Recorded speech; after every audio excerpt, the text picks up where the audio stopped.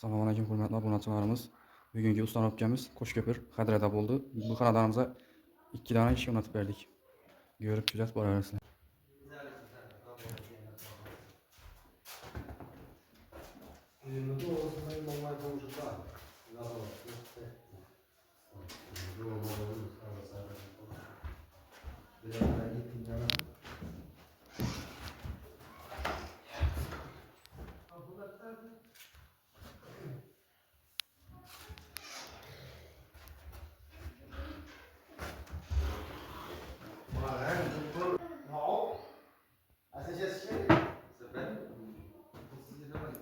Birden bir tane eshik o'rnatdik.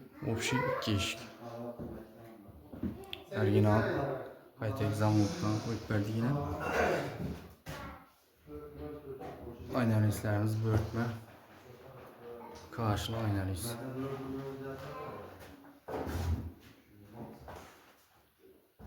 Kime uchun değişik kerak bo'lsa, pastda nomerlarimizni qoldirib o'tamiz. Bemalol aloqa chiqib ma'lumot olsangiz bo'ladi.